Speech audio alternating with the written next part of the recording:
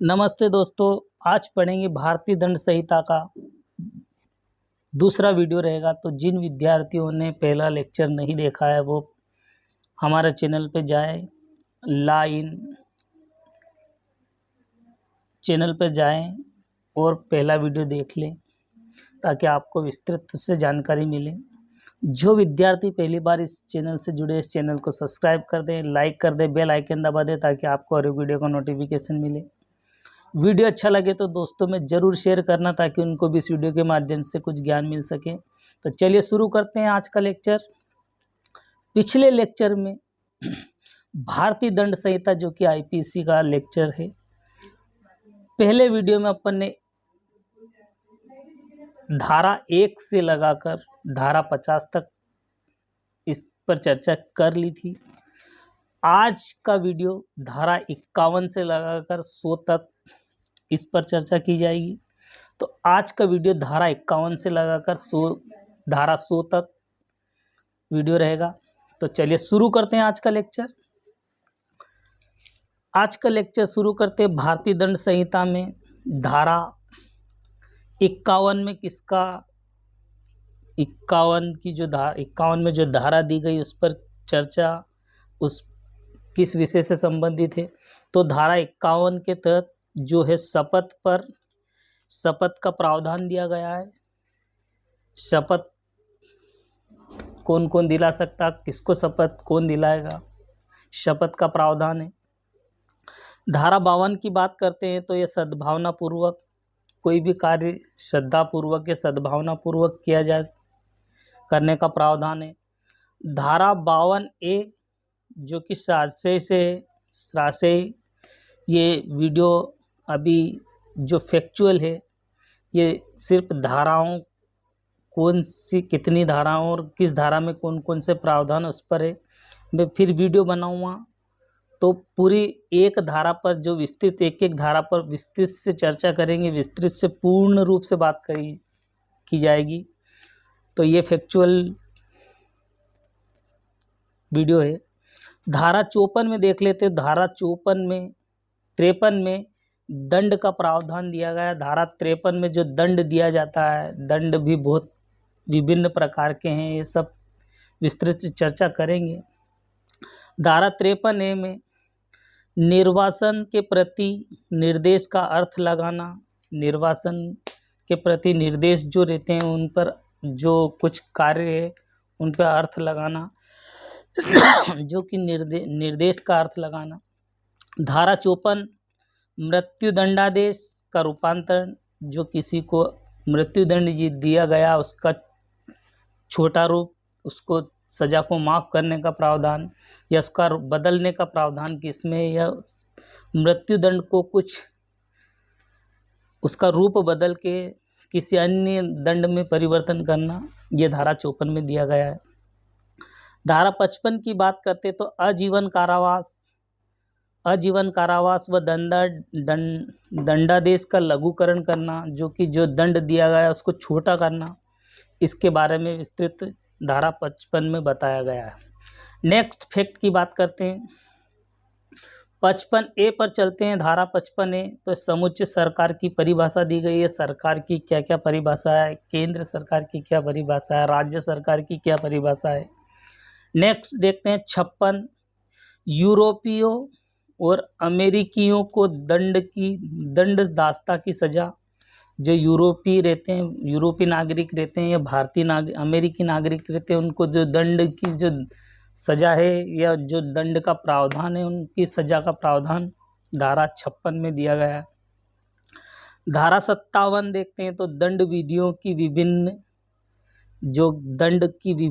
कौन कौन सी प्रणाली होती है, दंड किन किन अपराध पर कौन से दंड दिए जाते हैं, ये दंड विधियों की में दिया गया धारा 57 में।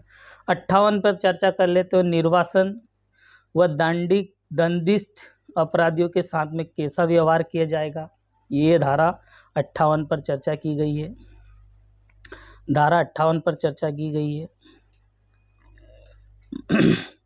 धारा 59 क्या कहती है कि कारावास के बदले निर्वासन, जो कारावास की सज़ा, उसको बदले में जो भी सज़ा दी गई उसका प्रावधान है। धारा 60 में देख लेते हैं तो दंडिष्ट कारावास के लिए कतिपय मामलों में संपूर्ण कारावास या सादा कारावास हो सकता है, कोई भी कारावास हो सकता है, सादा कारावास या कठिन कारावास हो सकता है। कठिन कारावास या साधारण कारावास धारा 60 में दिया गया विस्तृत वर्गीकरण है। नेक्स्ट पर चलते हैं, नेक्स्ट फैक्ट पर चलते हैं। धारा 61 में क्या कहा गया है कि संपत्ति के संपहरण या दंडादेश, संपत्ति का पर जो दंड दिया जाता है उसके विषय में धारा 61 में दिया गया। 62 में देख लेते हैं, मृत्यु निर्वासन या कारावास से दंडनीय अपराधों की बाबत, जो मृत्यु है ये निर्वासन, कारावास व दंडनीय अपराधों की जो बात है वह संपत्ति का संपहरण पर भी दिया गया है धारा 62 में। धारा 63 की बात कर लेते हैं तो आर्थिक दंड व जुर्माने की रकम, जुर्माना कितना किस सज़ा पर दिया जाएगा, जो आर्थिक दंड है वो कैसा होना चाहिए, इस पर चर्चा की जाएगी। धारा 64 में देख लेते हैं, धारा 64 में जो जुर्माना ना देने पर, मान लो किसी ने हत्या का कोई अपराध कर दिया या हत्या से अलावा किसी ने कोई अपराध कर दिया, उस पर जुर्माना, जो न्यायालय के द्वारा जो जुर्माना दिया गया उसको जुर्माना ना देने पर कौन सा कारावास दिया जाएगा या उसे किस दंड का दंड दिया जाएगा, इस पर चर्चा धारा 64 में की जाएगी। नेक्स्ट धारा 65 की बात कर लेते हैं तो जबकि कारावास या जुर्माना दोनों अंदिष्ट किए जा सकते हैं, या कारावास भी दिया जा सकता है या जुर्माना दोनों दिए जा सकते हैं। ये जुर्माना ना देने पर कारावास की अवधि कितनी होगी, इस पर धारा 65 में दिया जाएगा। धारा 65 में कारावास या जुर्माना दोनों दिए जा सकेंगे, दोनों दिए जा सकेंगे, कारावास भी दिया जा सकेगा और जुर्माना भी दिया जाएगा। और जुर्माना न देने पर कौन से कारावास की अवधि कितनी रहेगी, इस पर चर्चा की जाएगी। नेक्स्ट धारा की बात कर लेते हैं, नेक्स्ट धारा की बात कर लेते हैं 66, जुर्माना ना देने पर किस पर भांति कारावास दिया जाएगा, ये धारा 66 में दिया गया। धारा 67 में देखते हैं तो आर्थिक दंड न चुकाने पर कारावास कौन सा होगा, जबकि अपराध केवल आर्थिक दंडनीय होगा, आर्थिक दंडनीय हो। नेक्स्ट फैक्ट की बात चलते हैं, नेक्स्ट फैक्ट पर चलते हैं।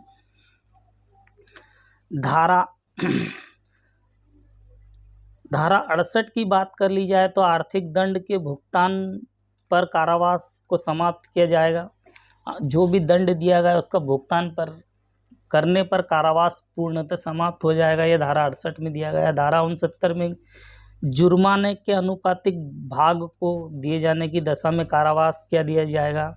धारा 70 की बात करते तो जुर्माना जो 6 माह के भीतर कारावास के दौरान जो वसूल किया जाएगा, जो धारा 6 महीने के अंदर जो धारा में वसूल किया जाएगा, या मृत्यु संपत्ति को दायित्व से मुक्त नहीं करती है, 6 महीने के भीतर कारावास के द्वारा वसूल कर लिया जाएगा, ये धारा 70 में दिया गया। नेक्स्ट धारा 71 पर चर्चा कर लेते हैं। धारा 71 में कई अपराधों को मिलकर एक नए अपराध के लिए दंड दिया गया है। 2 अपराध मिलकर जो दंड बनते, कई अपराध हो सकते हैं, उनको अपराध के लिए दंड की अवधि कितनी होगी, कई अपराध मिलकर जो बने उन पर अपराध के लिए दंड की अवधि कितनी होगी। धारा 72 की बात कर लेते हैं। धारा 72 में कई अपराध में से एक दोषी व्यक्ति के लिए दंड, जबकि निर्णय में यह कथित है कि यह संदेह है कि किस अपराध के लिए क्या दोषी है, किस अपराध का दोषी है, ये 72 में दिया गया है। 73 धारा में एकांत कारावास या एकांत प्रतिरोध पर चर्चा की जाएगी। धारा 74 में एकांत परिद्योत की अवधि कितनी होगी? धारा 75 में पूर्ण दोष सिद्ध के पश्चात अध्याय 12 से 17 के अधीन अपराधों के लिए अध्याय 12 से 17 अध्याय के लिए वार्षिक दंड है। धारा 75 में इसका उल्लेख दिया गया है। धारा 76 की बात करते हैं तो विधि द्वारा आबद्ध जो कानून बनाया जाता है उसके विरुद्ध या आबद्ध तथ्यों की भूल, कुछ तथ्य की भूल के कारण जो आपने अपने आप विधि आबद्ध होने का विश्वास करने के लिए व्यक्ति द्वारा किया गया कार्य, विश्वास करने वाले व्यक्ति के द्वारा कार्य यह विधि के आबद्ध जो तथ्य की भूल है उसके विश्वास करने के लिए द्वारा किया गया कार्य धारा 76 में इसका वर्गीकरण किया गया है। धारा 77 की बात कर रहे हैं तो न्यायिक कार्य करते हुए न्यायाधीश के कार्य, एक न्यायाधीश के जो न्याय करते समय क्या क्या कार्य हो सकते हैं, न्यायाधीश किन किन शर्तों का पालन करना चाहिए, इस पर जो भी न्यायाधीश के कार्य है उस पर चर्चा 77 में धारा 77 में इसका उल्लेख किया गया है। धारा 78 की बात कर लेते हैं तो न्यायालय के निर्णय या आदेश के अनुसरण किया गया कार्य, जो भी न्यायालय के द्वारा जो निर्णय दिया गया या जो अनुसरण किया गया उसके अनुसरण में किया गया कार्य, ये धारा 78 में वर्गीकरण है। धारा 79 की बात कर लेते हैं। विधि द्वारा न्यायानुमत व तथ्य की भूल या विधि के द्वारा न्याय होने में विश्वास, विधि द्वारा न्यायानुमत होने पर विश्वास करने वाले व्यक्ति के द्वारा किया गया कार्य, ये धारा 79 में दिया गया। 80 की बात कर लेते हैं तो विधि पूर्ण कार्य करने में जो दुर्घटना है, जो कि विधि के पूर्ण कार्य करने में कौन कौन सी घटनाओं का प्रावधान किया है, धारा 80 के अंदर इसका वर्गीकरण किया गया है। नेक्स्ट फैक्ट की बात करते हैं। धारा 81 की बात करते थे। धारा 81 आपराधिक आशय के बिना अन्य क्षति निवारण के लिए किया गया कार्य, क्षतिकारक होना साध्य है, क्षति किया गया कार्य जिससे क्षतिकारक होना संभावना है, अपराध आशय से किया जाता है या बिना आशय से इसकी क्षतिपूर्ति निवारण के लिए क्षति होना साध्य है, ये धारा 81 में इसका वर्गीकरण किया गया है। धारा 82 में देखते हैं 7 वर्ष से कम आयु के शिशु को कार्य, जो 7 वर्ष से आयु के बच्चे को क्या क्या कार्य हैं। नेक्स्ट धारा 83 की बात करते हैं तो 7 वर्ष के ऊपर किंतु 12 वर्ष से कम आयु के अपराध के बारे में इसको समझाया गया है। धारा 84 में विकृचित दिवालिया पागल व्यक्ति के कार्य हैं। 85 की बात कर लेते हैं तो ऐसे व्यक्ति के कार्य जो इच्छा के विरुद्ध मतता होने पर, मतलब मतभेद होने के कारण या निर्णय पर पहुंचने में असमर्थ हैं, ऐसे कार्य इच्छा के विरुद्ध कार्य 85 में दिया गया है।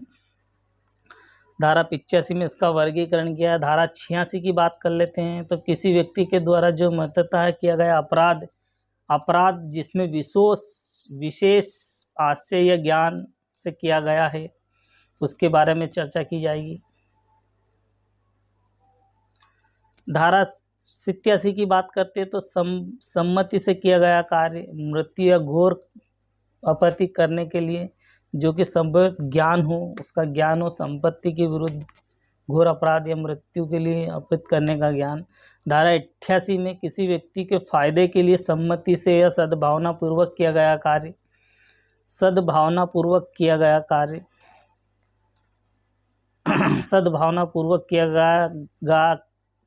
कार्य जिसमें मृत्यु करित करने का आशय नहीं है, 88 में इसका उल्लेख दिया गया है।